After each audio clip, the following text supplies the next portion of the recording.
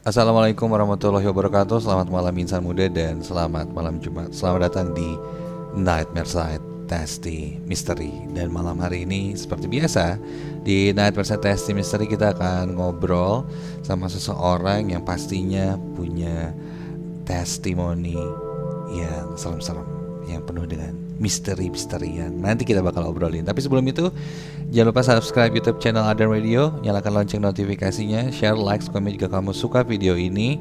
Dan satu lagi, jangan nonton Nightmare Side Tasty Mystery ini sendirian.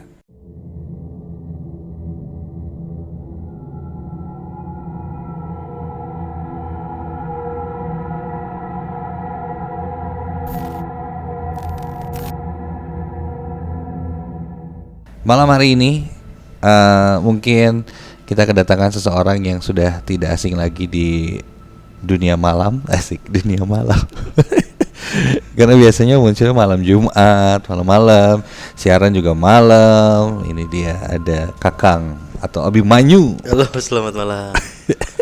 Serem. Ih, takut. siaran dulu dong. Gak bisa.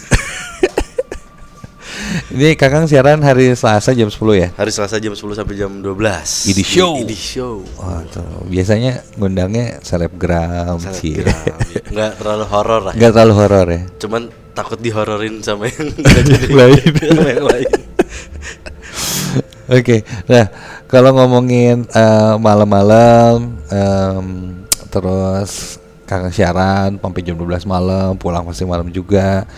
Rumah sekitar daerah mana sih Kang? Cimahi di Cijerah. Oh, daerah iya. Cijerah situ. Oh, pasti jalan-jalan juga lumayan ya. Jalan pulang, kalau pulang siaran malam juga sepi. Lumayan karena hari Selasa. Hari Selasa iya nggak ramai ya. Itu kalau daerah Cijerah juga saya ini nih agak lumayan angker-angker tuh daerah. Iya. Itu apa yang namanya tuh? Banyak sih kalau daerah Cijerah yang paling sepi. Raja Wali juga sepi kalau malam. Lewatin daerah Raja Wali sepi. Parmindo. Parmindo. Iya benar. Kebun benar. kopi juga sepi. Aduh. Biasanya. Itu waktu itu dulu pernah tuh lewat jalan daerah situ. Parmindo katanya kalau lewat situ jangan ngomong yang aneh-aneh. Jangan ngomong apa aja tuh? cerita-cerita serem gitu, jangan. Waktu itu sempat pas lewat sengaja gitu cerita-cerita serem lah. Oh, ini kayaknya serem nih. Oh, itu kayaknya ada kuntilanak nih gitu-gitu. Bener, pas pulangnya nggak bisa keluar, kayak disasarin gitu daerah Muter-muter situ. situ. Muter-muter situ. Ada. Tapi bener itu bener. Iya. Daerah situ ada yang katanya kayak gitu. Soalnya dulunya hampir sama kayak daerah Antapani. Dulunya masih kayak sawah-sawah gitu. Oke. Saya sempet gitu sasarin muter-muter sampai akhirnya keluar satu jalan, nggak tahu benteng semua, terus banyak kereta kuda gitu. Tapi tuh nggak tahu daerah mana. Daerah pasar sih itu. Dari pasar. Iya. Wah, itu serem sih. Harusnya kayak keluar, sampai balik lagi ke kompleknya teh nggak ada, nggak nemu. Terus si kompleknya teh kosong, wah sepi. Serem. Lumayan. Itu serem. Rumah udah daerah serem. Dan katanya Kakang juga punya hobi yang lumayan serem juga nih, insan muda. Hobinya ini agak lumayan bikin ngeri sih, karena dia ini sering banget ngumpulin barang-barang antik. Benar. Dari kapan sih Kang? Dari SMA awal mulanya. Dari SMA? Ya awal mulanya karena ada Walkman di rumah. Terus ada kaset pita gitu bekas orang tua, bekas papa, bekas babab. Awalnya nyoba-nyoba karena emang tahu karena tahun-tahun aku tuh mengalami lah si Walkman ini. Bukan kayak anak-anak sekarang kayak ini apa ya gitu. Iya. Nyobain, saya ngalamin Walkman. Ngalamin kan? Ya, gak usah dijelaskan lah ya. Nah, nyobain, seru ya dengerin lagu lewat kaset pita pakai Walkman gitu. Malah dulu tuh udah mulai padahal zamannya HP-HP yang udah oke lah, canggih lah ya. Tapi experience-nya berbeda. Nah, dari situ mulai kayak suka hunting. Cuman belum terlalu ngerti kayak gimana. Kayak lagu yang atau band atau musisi yang disuka baru beli. Oh, kaset berarti kaset, ya. Pertama tuh kaset ya. Lari ke vinil, piringan hitam. Baru mulai ke barang-barang yang masih vintage lah. Sini-sini mulai aneh-aneh karena memang kalau ngomongin barang antik itu bicara apa ya? Intuisi. Kayak intuisi kayak seolah-olah memang dipertemukan aja gitu. Oh Ya. gitu. Jadi biasanya huntingnya di mana nih Kang? Huntingnya dulu sempat sampai kayak ada rutenya. Jadi sebelum di Cijerah tuh sempat tinggal di Lembang di Mama kan. Dari atas tuh turun ke bawah udah ada rute-rutenya sampai kalau orang-orang sekarang hunting tuh ke apa ya namanya? Vintage store. Vintage store ya. Tempat orang-orang Cikapundung jual lah ya. Cikapundung yang memang jual barang antik. Kalau aku langsung turun ke loaknya. Oke. Pengepulnya karena itu bakal lebih murah kan, bakal lebih murah, bakal lebih fresh, nemuin barang-barang yang belum sampai ke toko nih gitu. Gokil. Berarti dari awalnya kaset tertarik ke vinil terus akhirnya nyari mulai ke barang-barang. Iya, bekas. ternyata ada sejarahnya, ada value-nya lah di situ. Mulai ngerti lah. Kalau saya juga sebenarnya suka ngumpulin barang-barang bekas ke pasar Cilaki gitu zaman dulu mah. Pas sebelum Corona mah kan kayak rame, terus nyari apa, ada kacamata, Ya kan Dimas, jaket ya kayak gitu-gitu kan, lebih ke fashion. Ya kalau Kakang nih sekarang kalau lihat kemarin sempat nonton yang mungkin Insan Muda juga sempat nonton yang Junarisa ya di episode rumah terakhir kemarin ya. di rumah nenek. Itu kan dulunya tempat kumpulin barang-barang Kakang situ kan? Ya, jadi dulu tuh di rumah yang Lembang ada rumah nenek sama rumah mama kan. Di rumah yang di mama ini kayak udah nggak bisa nampung nih. Terus barang-barang kebanyakan jadi bukan nggak keurus, kayak nggak enak aja ditumpuk-tumpuk secara ngasal. Lalu lari ke rumah nenek, lihat di atas ada spot yang memang kosong yang kemarin di episode kemarin diceritain. Serem sih, memang serem. Cuman kayak ini kayak kita pindahin di setting. Nah barang-barang yang dipindahin ke rumah nenek itu barang-barang yang apa ya disebut segmented lah, maksudnya kayak ada beberapa ruangan di situ. Satu ruangan tuh memorabilia, kayak aku punya surat SIM, surat izin mengemudi zaman dulu, kayak surat berkelakuan baik tahun berapa yang masih dilaminati. Dapet yang kayak gitu? Iya, seragam-seragam, topi-topi polisi, tentara, zaman uniform lokal sampai ke luar, disimpan di satu tempat itu, jadi kayak museum lah gitu, museum kecil lah. Oh menarik ya, berarti si barang bekas ini tuh misalnya contoh sih topi lah ya, topi tentara, berarti kan dulu tuh pernah ada yang pakai. Itu dia. Ya kan tuh siapa, terus ceritanya si topi itu kemana aja, itu mungkin jadi hal yang menarik ya. Iya, jadi hal yang menarik kalau contohnya misalnya kayak gini, kalian misalnya orang ada satu orang mengidolakan seseorang, ketika dia dapat barang yang dipakai orang yang dia idolakan itu akan sangat berarti kan, kayak ini tuh dipakai sama ini loh.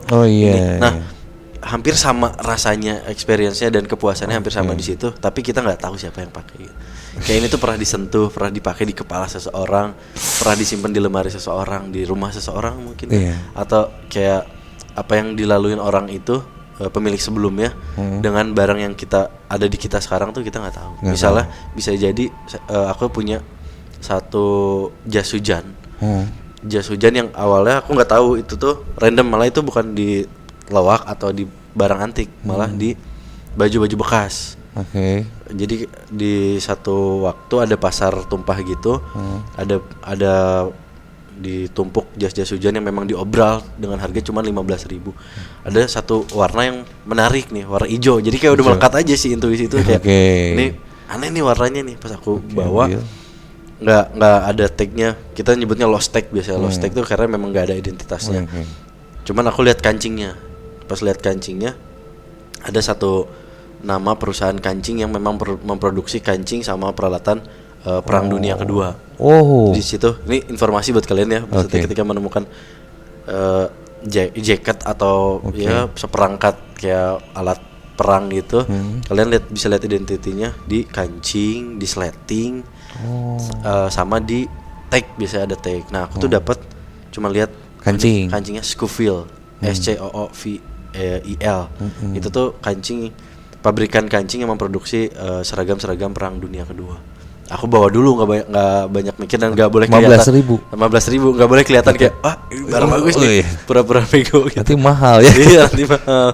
Dibawa ke rumah, akhirnya selalu pasti buka komputer atau googling, ini jaketnya dari mana nih, ini sejarahnya apa nih, selalu aku cari sedetail mungkin, kayak raincoat World War II misalnya kayak gitu, cari yang sama, ternyata dapat memang itu si jas hujan ini dipakai di Perang Dunia Kedua gitu. Tapi kita bisa jadi itu memang kita nggak tahu karena barang-barang bekas, baju-baju bekas yang nyampe ke kita kan memang diimpor dari luar ya. Dari luar juga dari ya. luar ya.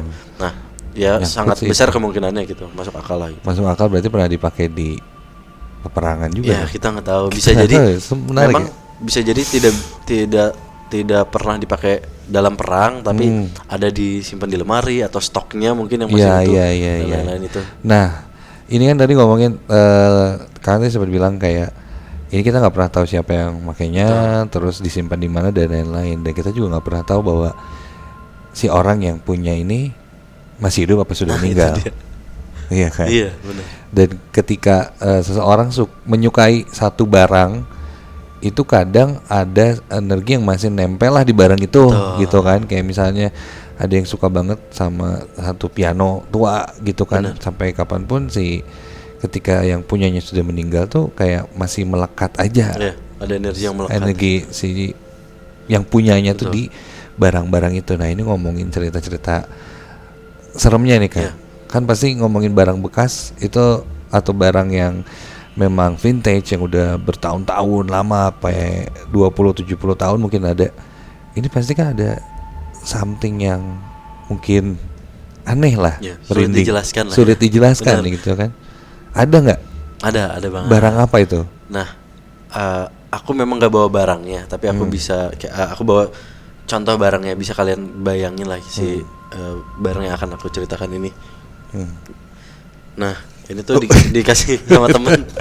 Di bawah, aduh. Nggak tahu ya buat kalian kolektor atau beda ya, kolektor sama pedagang tuh pasti beda banget. Iya. Karena ada energi yang bisa dirasakan gitu ketika kita jual, datang bareng, seremnya mereka akan lepas lagi ke pemilik selanjutnya kan. Ketika kalian mengkoleksi tuh pasti ada intuisi atau kayak nggak tahu nih, orang ini tuh bisa jadi kita beli, bisa jadi orang tuh pengen ngasih. Nah, ini tuh yang dikasih sama teman aku. Oke. Jadi aku juga nggak tahu sejarahnya apa, karena biasanya kalau nggak cerita-cerita sebelumnya atau pengalaman aku sebelumnya, ini ada di gudang nih, ini dari tetangga nih. Ini kayak mereka bisa menemu di daerah rumahnya, mungkin bisa barang yang dibuang, tapi pasti ingatnya ke aku gitu, kayak nggak tahu, pengen ngasih aja nih, ngasih.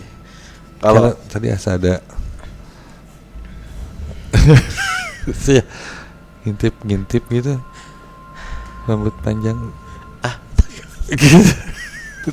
Orang kemarin ya tadi ada orang nggak sih? Udahlah ya. Nah, jadi ini tuh dikasih sama teman.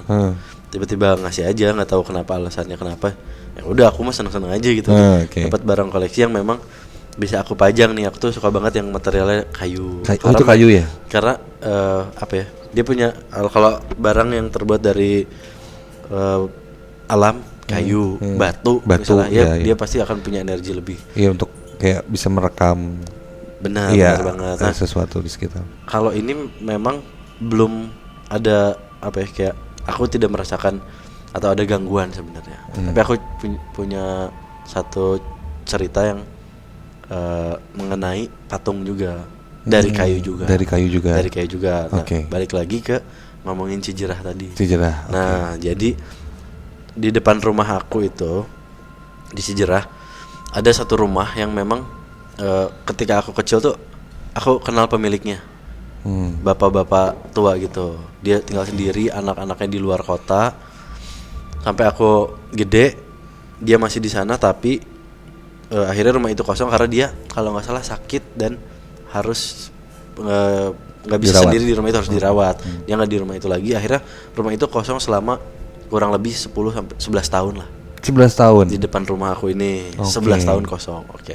Nah, rumahnya biasa aja. Rumahnya biasa aja, tapi sebelum ke barang memang orang-orang tetangga dan orang-orang yang tinggal di komplek itu pun sering mengalami kejadian di rumah itu tuh, dan sampai udah pada tahu lah apa yang sering mengganggu dan sosok apa yang memang yang sering menampakkan di situ. Benar, sumpah. Aku pun ngalamin sendiri soalnya.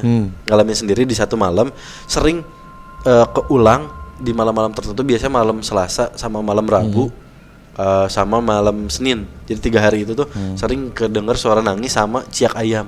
Waduh.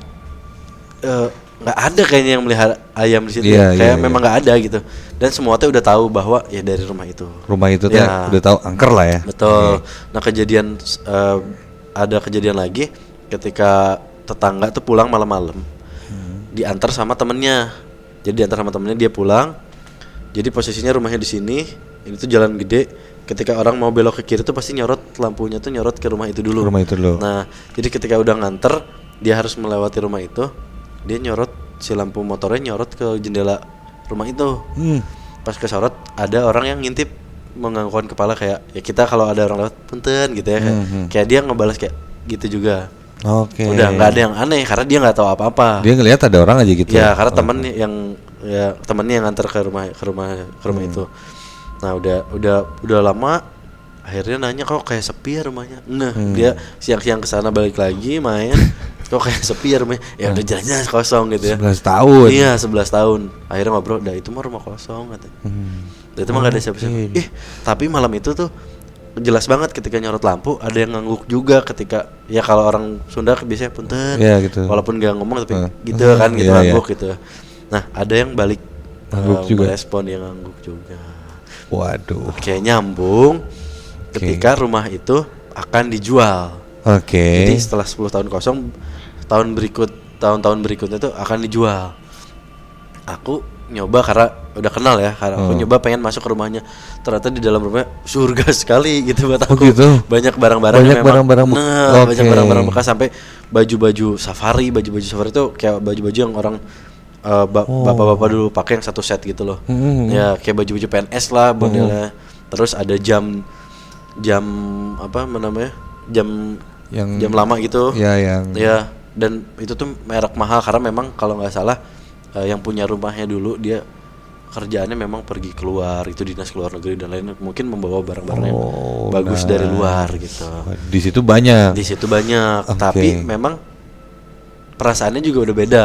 Itu untuk pertama kalinya aku masuk ke situ. Selama yang punya rumah ada sebelum ditinggalin 10 tahun pun aku belum pernah masuk ke rumah itu. Ini pertama kali karena kepo, karena bener itu siang-siang ya, karena bener nggak sih yang diceritain orang-orang seserem apa sih dan lain-lain.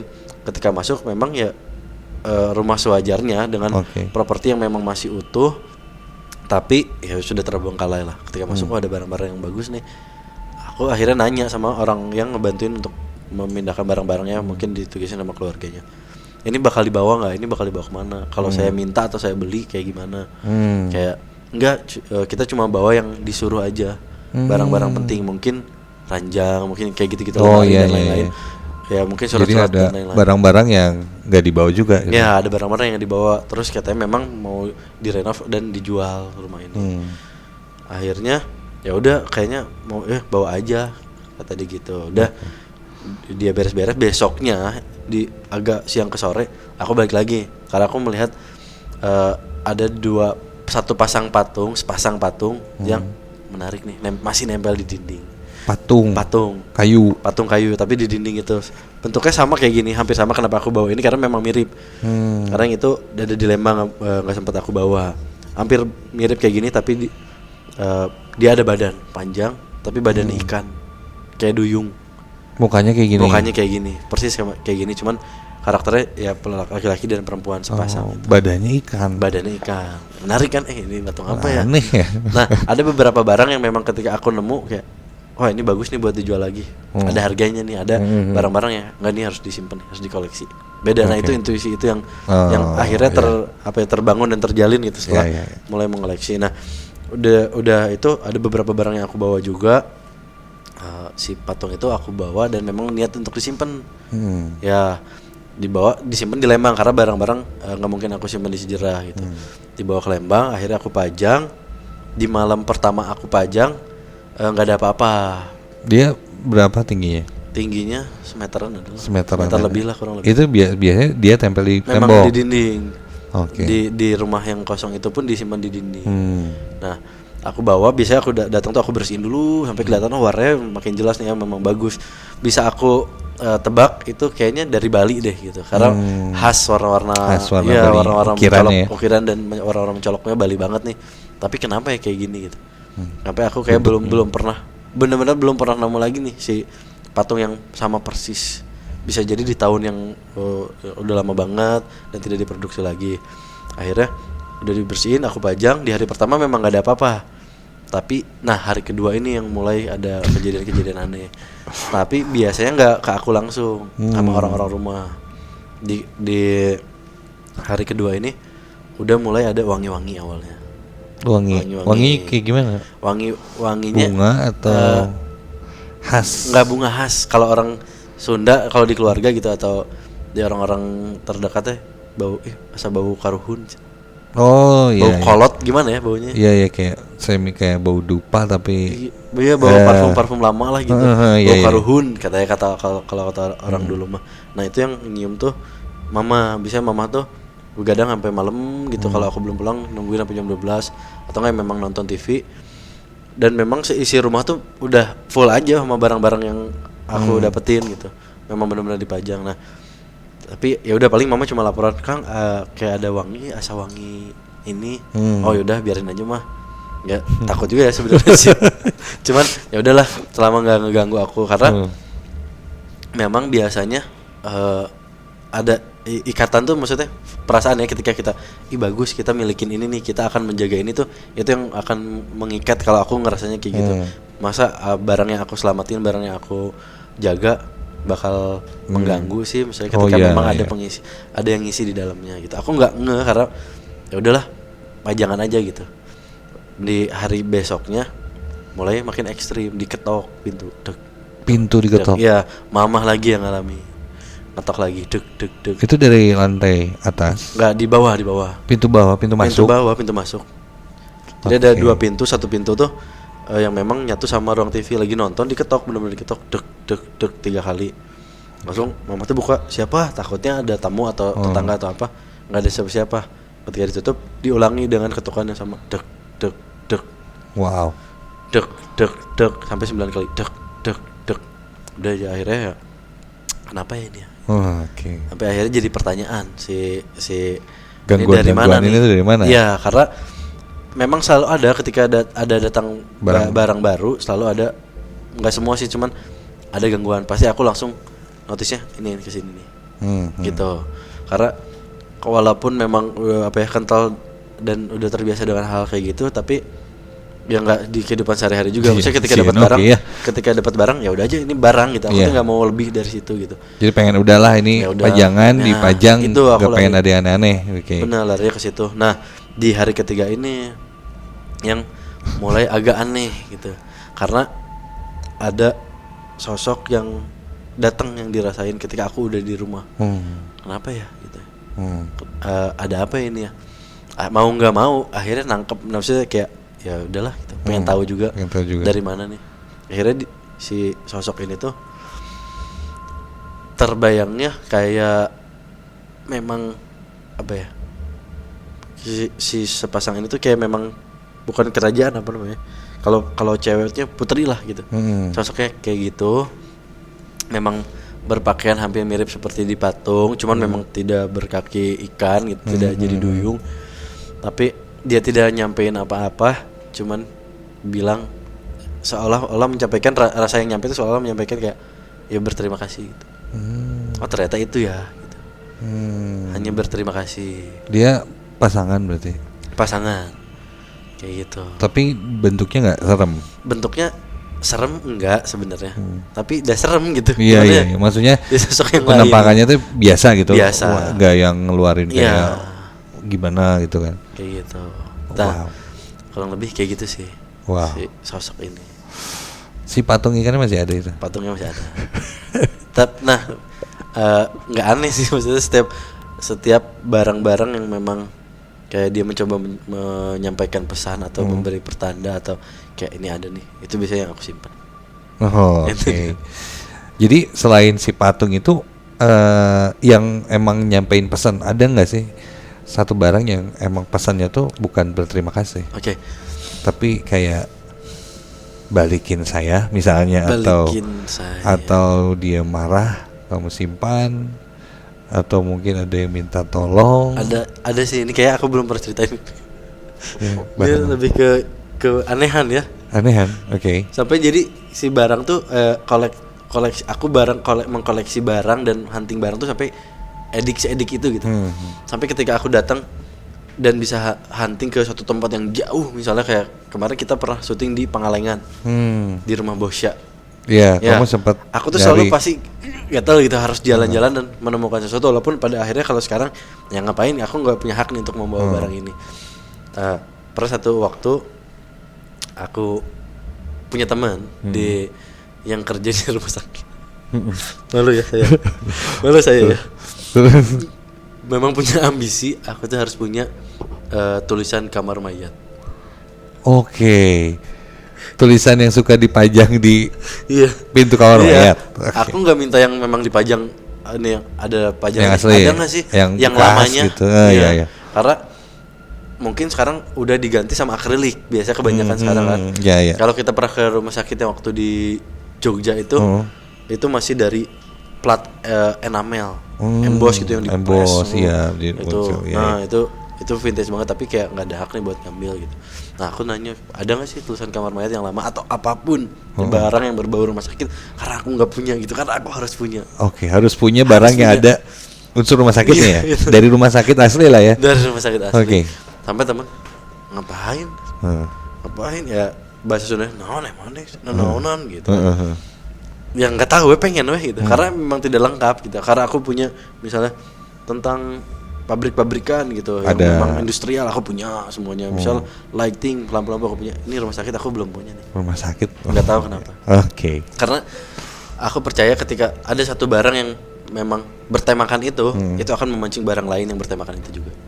Oke. Nah, aku tuh pengen punya gitu. Kayak ini bakal punya energi yang sangat kuat untuk memancing barang-barang yang lain. Out of the box juga ya, mintanya tulisan kamar mayat. Oke. Akhirnya ada. Tapi teman ada nih, itu dari plat nomor, hampir kayak plat nomor. Memang nggak terlalu lama.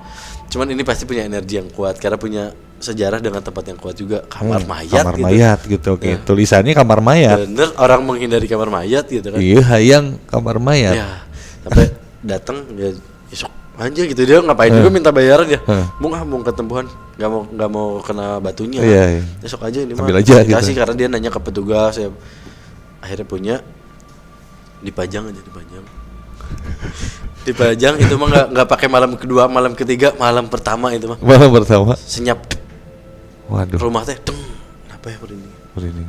Jadi beda vibes-nya, benar-benar beda. Sampai kayak kenapa ya? Aku juga nggak langsung ngeh ke si tulisan kamar mayat ini karena berupa tulisan, bukan berbentuk benda yang menyerupai manusia kah atau menyerupai hewan. Gak curiga lah ya. Kalau patung kan kayak wah ini nih kayak boneka ini nih. Serem lah gitu, bisa tulisan kelihatan. doang. Tulisan apa salahnya sih ngambil tulisan dan memajang tulisan? Aku pajang, benar-benar aku pajang, disimpan gitu. Sampai itu berlangsung gak nyampe seminggu lah ya. Si suasana rumah jadi benar-benar senyap kayak gitu, langsung beda energi. Aku nggak ngeh sampai yang ngeh tuh kakak ipar. Kayak ada barang apa? Kenapa? Aku bilang ya ada barang apa karena aku nggak ngeh ke si kamar mayat ini. Ya udah aja itu mah kepuasan gitu. Aku nanya kenapa? Nggak apa-apa. Ada yang datang ke mimpi. Oh, ke mimpinya itu. Aku tuh nggak pernah datang, nggak pernah ngeganggu dia datangnya ke orang lain ya. Iya, cuman kerasa gitu kalau ada yang beda.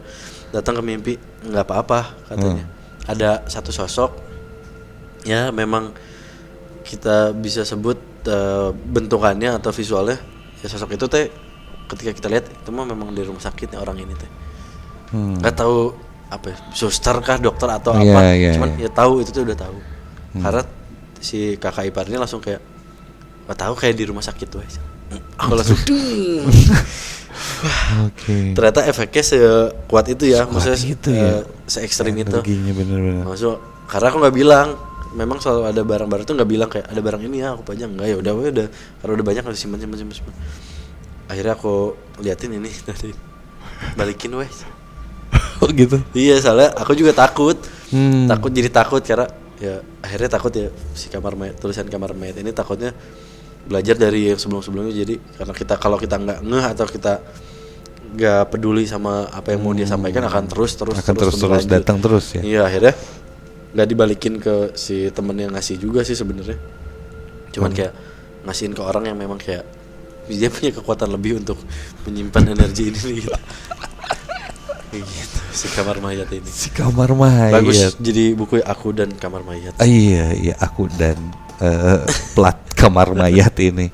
Wow, luar biasa. Mungkin Insan Muda yang lagi nonton juga punya ini ya, punya hobi yang sama juga. Koleksi barang-barang mungkin yang memang dari zaman dulu karena menarik. Zaman sekarang juga thrift shop gitu ya, udah banyak. Terus vintage store yang udah beredar juga lumayan banyak koleksinya. Terus orang kayak zaman sekarang balik lagi ke zaman dulu ya, pada pakai baju yang mungkin setelan 70-an. Berputar ya kan. Dan makanya mungkin banyak juga orang yang nyari-nyari si barang-barang aneh dan barang-barang yang vintage. Karena gitu. Jadi peluang gitu. Jadi ketika juga. udah jadi habit, edik, ketika ngelihat datang ke suatu tempat yang kayak kita jadi sendiri kan kayak sendiri ya. Ini tua nih rumah nih misalnya. Ini seru nih. kursi tua nih gitu. Kayak seru nih. Pengen punya ya. Itu hati-hati buat kalian yang punya obsesi. Tapi ada orang-orang yang mengkoleksi kayak bacaan dilarang berhenti, stop.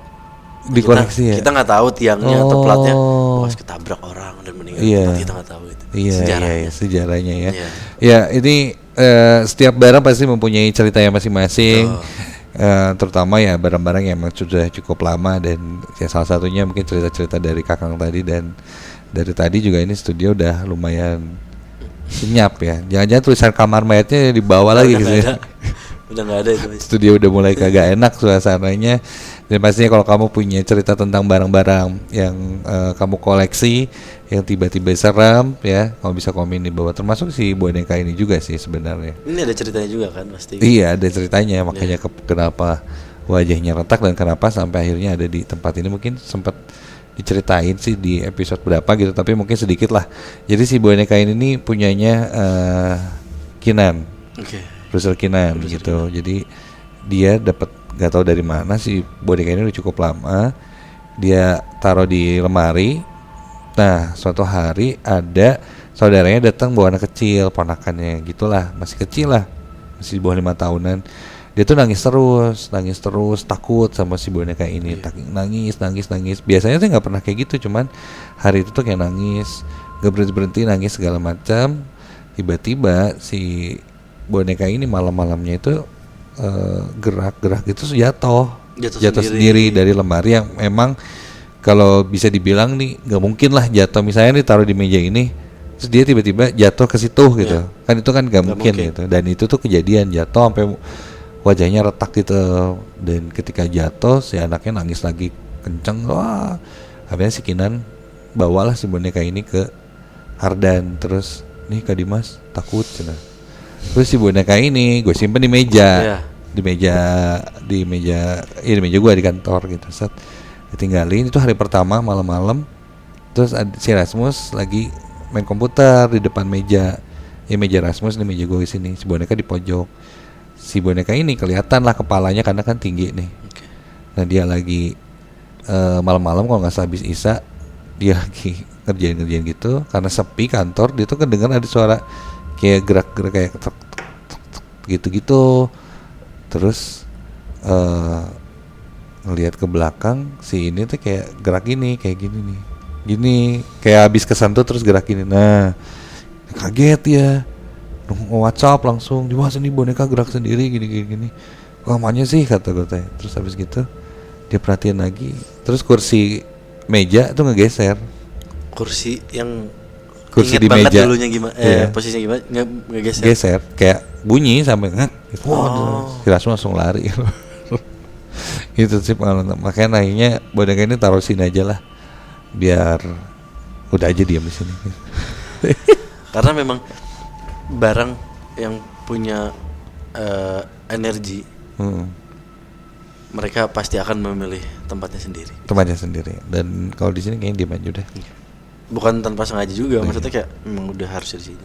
Dan akhirnya juga ya layak kan di sini dia. Sempet gerak ya waktu itu. Iya pas tes misteri Ait Ini lagi ke depan terus tiba-tiba si boneka itu kayak miring berapa derajat gitu lah. Pas setelah sadar kenapa jadi ngelihat ke sini gitu. Nggak tahu sih itu. Udah. Iya pastinya sekali lagi terima kasih Kakang. Terima kasih Pak Abimanyu untuk sharing cerita-cerita tentang barang-barang selam koleksinya. Dan sampai ketemu lagi di Testy Misteri selanjutnya. Jangan lupa subscribe, comment, and likes. Share video ini juga kalau suka. Dan Mas pamit, assalamualaikum warahmatullahi wabarakatuh. Dan terakhir selalu ingat, jangan nonton Nightmare Testy Misteri ini sendirian.